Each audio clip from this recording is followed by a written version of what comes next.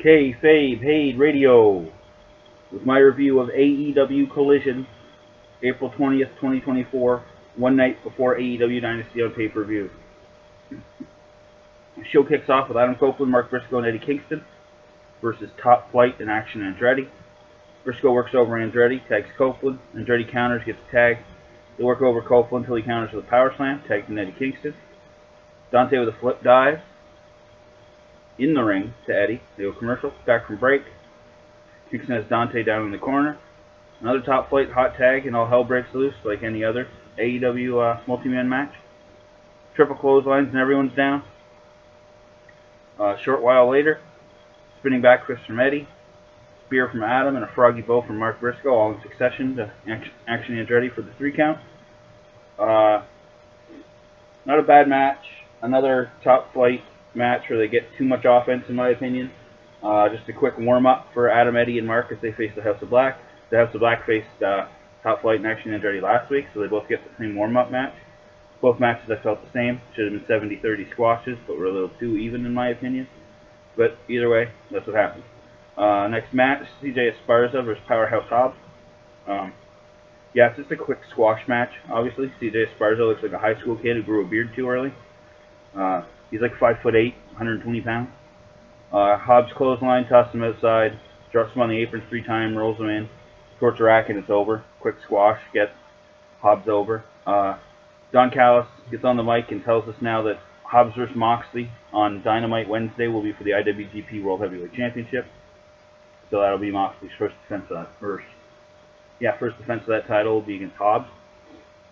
Up next, the Acclaimed versus the Guns. The Guns try to leave and say see you tomorrow night, which logically does make sense. Why wrestle now if you have a bigger match tomorrow at pay-per-view? Why risk injury or anything like that? Anyway, match starts. They counter roll-ups, pin attempts. Bowen bumps Caster accidentally. Bulldog neckbreaker combo from the Guns to Bowens. Colton pins Caster with help from Jay White. That's all I have noted here. I also have written down why this happened, because as previously mentioned, they're on the pre-show tonight, so in a 6-man tag. So I don't know why this regular tag match happened. Next, Danielson cuts a promo saying the Don Callis family's attacking him because they don't believe in Will Ospreay. Will shows up, says he has nothing to do with the attacks. Danielson just sort of walks off. The interview lady just makes faces like she normally does. She's really annoying. Then we have a Toni Storm promo. She asks if Thunder Rosa is a martyr. Tells her she only wants the belt because Toni made it what Rosa couldn't. She says the belt shines in her reflection, and that hell is in her bedroom, and she makes love to her demons every night. I don't know who's writing this, if she's writing it or if she's just winging it, but Toni Storm is the best thing in AEW. Promos are incredible. The entire gimmick is awesome. Up next, the Bunkhouse Brawl. Bryan Danielson and Claudio Castagnoli versus Kyle Fletcher and Kenosuke Takeshita. Callis family jumps BCC during their entrance. They brawl into the crowd. Claudio runs down the stairs to hit a clothesline. Kind of funny looking. Claudio throws a trash can at Takeshita. He then takes the time to clean up what spilt out of the can after he threw it. More funny moments from Claudio here. Back at ringside now, Takeshita beats Claudio with the ring bell, while Danielson chokes Fletcher with a cable. In the ring, Claudio hits a swing on Takeshita with a drop kick from Bryan to top it. They transition into a sharpshooter. A Danielson dive attempt to Fletcher, but he gets a chair thrown at him, and upon landing, clearly reaches inside his wrist tape. So, an obvious blading from Danielson. Fletcher throws powder at Claudio when going back in the ring and hits a sit-out last ride for a 2 count. They go commercial. Back from break, we get a bloody Bryan hitting a DDT on the ramp to Takeshita. Now Claudio's beating Fletcher with the ring bell. He bounces him off the ring steps, and we see 2 referees go over to him. Again, obvious blading. Yes kicks in the ring to Takeshita. Stereo brainbusters from the Callis family. Fletcher introduces a chain that the BCC counters into simultaneous chokes, elbows, and crossfaces, all in succession. Hobbs shows up, hits spinebusters on both Bryan and Claudio. This causes Jon Moxley to arrive. He removes Hobbs as they battle through the crowd. Dog House family set up a chair in the ring for a top rope powerbomb attempt. Brian counters with a Hurricane Rana on Takeshita. Takeshita goes through the chair, sort of slightly bending it. Claudio has a chain wrapped around his arm, and he hits uppercuts on both opponents. Brian hits a running knee and a chain-assisted crossface on Fletcher for the win. This match was wild. It was hectic. Overall, it was fun. Keeping kayfabe, though, I don't know why Bryan Danielson would wrestle a match, especially of this style, one night before wrestling Will Ospreay. But it's like it's apples and oranges here.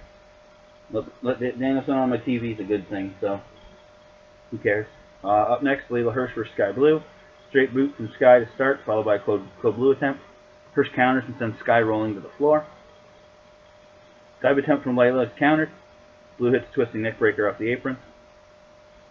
Sky in control until Hirsch counters in the corner with a nice deadlift wheelbarrow suplex. She then hits a cartwheel German off the top rope. She goes up top again. Slips badly. Like it looked really bad. Blue hits a TKO and transitions into a Dragon Sleeper. Layla taps out. Just a quick match. Sky Blue win. Puts her over. Julia Hart came to the ringside with her, so I don't know if that means anything, but yeah, Sky Blue might just be a quick transitional women's match to get ready for the main event. And that main event is the Elite, Okada and the Young Bucks versus FTR and Pac. Okada and Pac go back and forth. Dax tags in. Okada knocks him down, tags Matt. Dax takes Matt into the corner, tags Cash. Okada and Pac end up legal, and we see a triple submission attempt. It's broken up. Everyone goes to the floor. Go commercial. Back from break, Matt has control of Cash Wheeler. Quick tags in and out as the Young Bucks dominate Cash, so we get a hot tag of Pac. He sends the Bucks to the floor, hits a German suplex on Okada. He then runs and hits a dive on the Bucks on the floor. Spike pile driver to Okada for a near fall. Pac ascends the top rope, but Matt interrupts. Pac takes out Matt and Nick before being hit with an Okada boot. Another commercial. Back from break, Pac counters Matt with a Hurricane Rana, Nick with a tilt-a-whirl backbreaker, hot tag to Dax Harwood. Punches and chops to Nick until Okada interrupts and gets hit with a brainbuster. They do a nice trio woe corner crotch to the Bucks that I hadn't seen before, where they sort of slid Matt into Nick's face, and then as Nick comes down, he lands on Matt. It looks like a certain number. Let me just say it that way. Okada and Dax trade strikes. Dax ducks a Rainmaker from Okada, but the Bucks get involved, which leads to a triple team near fall. Everyone in the ring again until FTR hits a superplex splash combo, the old Power and Glory thing, followed by a Pac 450. But that count is broken up. Everyone in the ring again trading strikes, and the Bucks hit a Shatter Machine on Pac for a near fall. BTE trigger on Pac, but Cash Wheeler breaks it up. FTR hit a Shatter Machine on Matt Jackson, so Okada gets involved and breaks that up. He and Nick then take Dax to the floor. Cash dive takes out everybody. Okada, Matt Jackson, and Dax. So that just leaves Pac in the ring. Pac and Matt Jackson in the ring. Pac pins Matt after a Black Arrow splash. Post-match shenanigans, but nothing really to note. They just stare down as the heels go up the ramp and the faces stare them down. Daniel Garcia came down, but who cares? And Collision goes off the air. Good main event. Kind of that New Japan style situation where they have multi-man matches with guys that are featured at the big show.